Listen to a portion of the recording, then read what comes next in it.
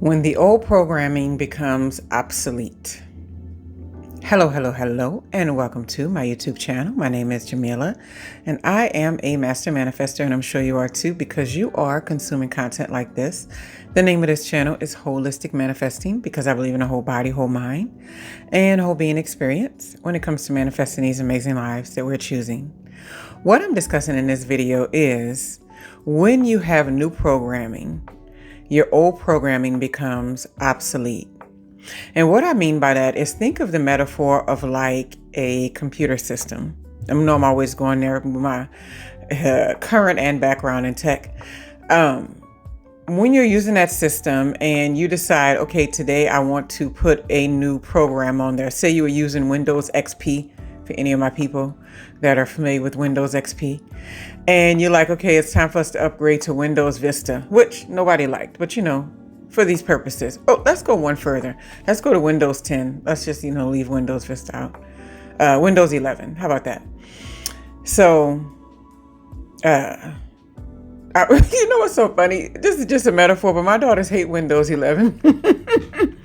So let's go Windows 10. And you're going to upgrade the system. When you're going to upgrade this system, there are so many programs that are there that are now no longer compatible on a large scale, right? It may be incompatible at websites. It may be incompatible for other software that's out there. It may be incompatible for other Microsoft software. And what'll happen is if you keep trying to use the old operating system, you'll have glitches. You'll have those, wheel of debts. The little spinning wheel that never goes away all the time. You'll have these programs that just shut down on you for no good reason, and you'll try to figure it out. But there's a lot of glitches that keep happening. So then you're like, okay, I just have to upgrade. And that's similar to the way that we are. Once you upgrade that system, anytime you try to run one of the older programs on it, it will just not compute. So this is that feeling that you have when I always think about this when I learned how to swim. I can't even remember the feeling of being afraid to put my head under the water. So for a long time, that was my state of affairs. Like the programming that I had created great fear and trepidation when it came to something as simple as holding my breath and just sticking my head under the water, right? So now when I do that automatically, I do it when I'm in the tub, like soaking, taking a bath and everything too. I don't even remember like what it felt like to be afraid of doing that because now my new programming it's automatic. It's just the way that it is.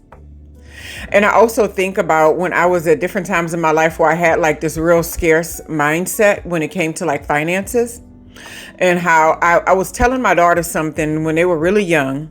I was like, she asked me if I had a bank account with somebody. I think it was like Chase or something. And I was like, I don't know. I think I had one with Wells Fargo. And I said, I think I want to leaving Wells Fargo because I had these NSF fees and stuff. And she was like, NSF, what's that? Now that's a generational curse broken. I said NSF is non-sufficient funds. And I was like, when you buying something or purchasing things and you don't have enough money and the bank covers it or they don't cover it, whatever, they charge you a fee. And back in the day, I remember it was like $30, right? I remember when I had my accounts. And I was like, it was so common for me to get an NSF on things. Like that was the regular way of living. It was like, catch it. If you don't catch it, you might get the NSF, whatever. And sometimes I would even budget the NSFs inside of what I was doing and paying because that's how bad the financial literacy was. And so when I was telling her this, I was thinking like, I don't even know of a world where that exists for me now. Like I haven't seen something like an NSF in so long. And this is not crashing on anybody else in any kind of way. This is just my examples. And so my programming now, it doesn't even exist in this current programming. So you have to think about things like that in your life. When you're ready to upgrade and change something, the old programming will be obsolete at some point. It's like one of those things that people always say, once I see it, I can't unsee it. That's how many things will be in your life. Once you learn something better and once you see there's a better way of doing things, you won't be able to go back to it, right? I even try to think back to things like being married early on and wanting marriage so bad and just being, real like, gotta get, must be married. It's important. And like now, my brain, I don't even know how to find that feeling.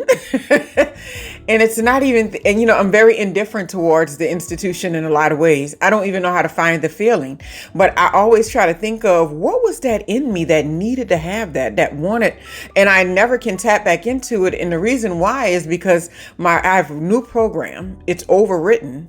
That programming was obsolete for me in my journey. And the way that I was wanting it was obsolete for me in my journey, right? Because you got to think about some of the programming that we have. It's what we come into this world with. It's what we come into this world and have access to.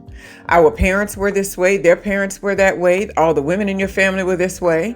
And so you just knew a large part of my value is hinged upon whether somebody asked for my hand in marriage, whether or not I can say that I'm a wife, whether or not I can say I'm divorced rather than a baby mother or whatever, or something like that. So much of our programming is built into putting value on those things. So when we override it and we start finding a deeper value in this life, like the value of our inherent existence, the value of being a human being and evolving and expanding and growing, once we understand that there's inherent value in that, we stop attaching our value to so many things. So when we start to rewrite this old programming, what you'll find is that you have the hardest time trying to get your mind back into the place or the space or the environment or the mindset to where some of these things that you were involved with were okay, right? It's kind of like when I think about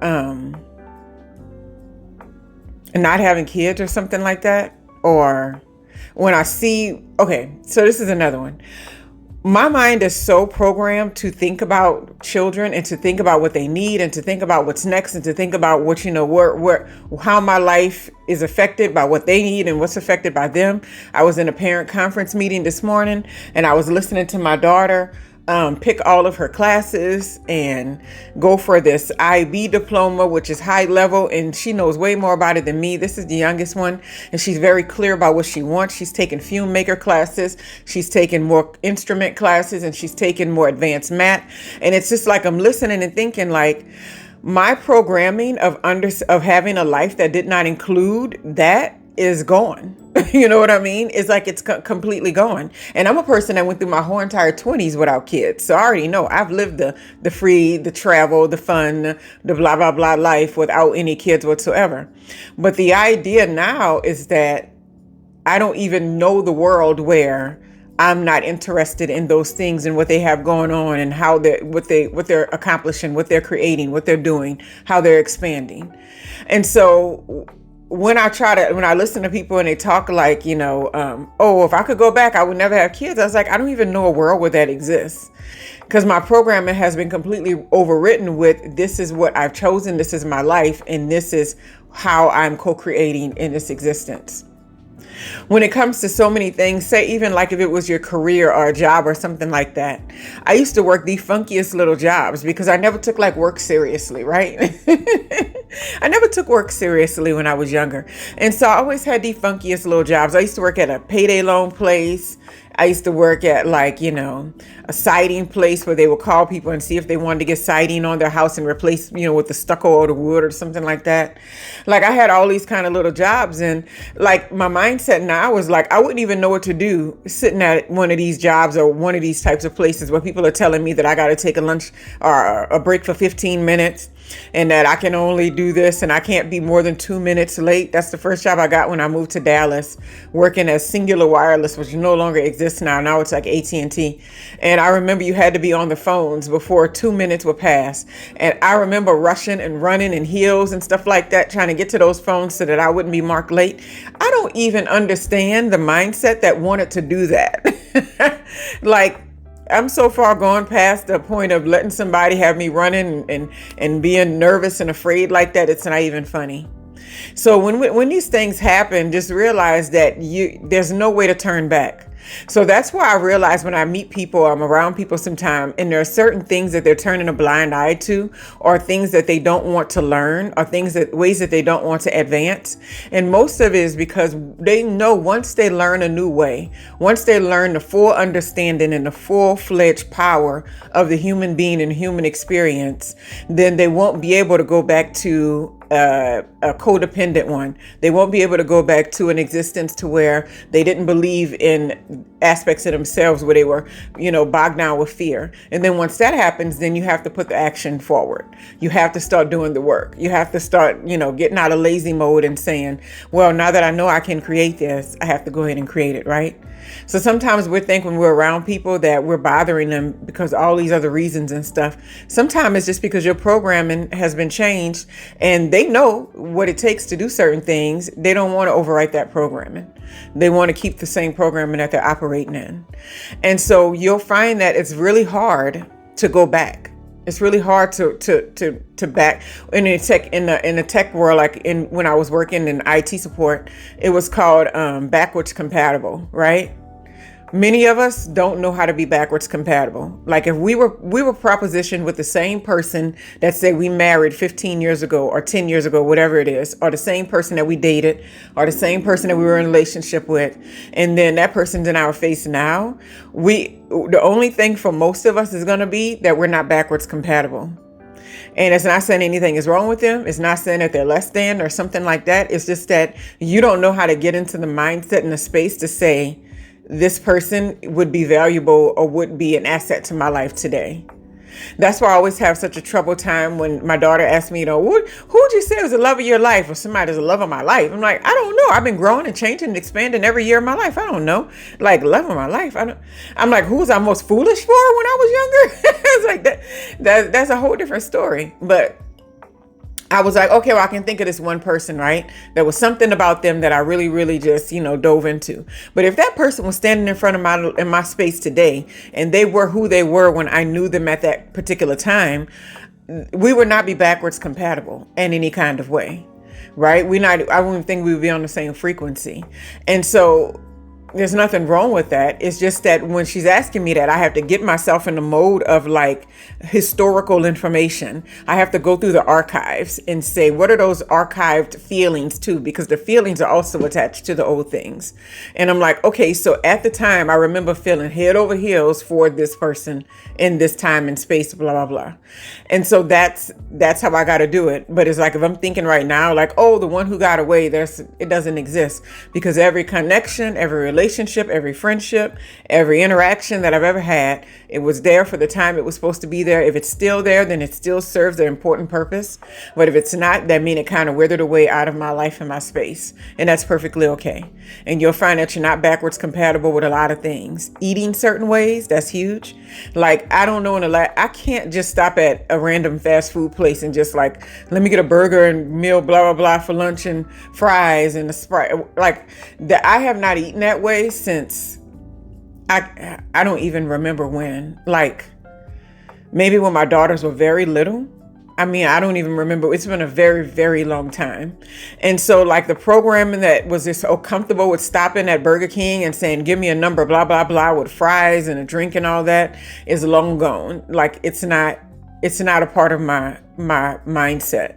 And there may have been times when I stopped at different times, but I tell you one thing, I got glitches, and the malfunctions was I got sick.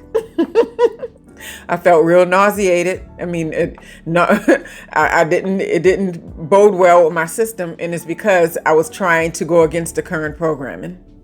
Anyway, you'll find that when the old programming has been overwritten, it's really hard for you to remember sometimes what it was like to be in that old space. Anyway, I hope y'all have a wonderful, wonderful, wonderful day.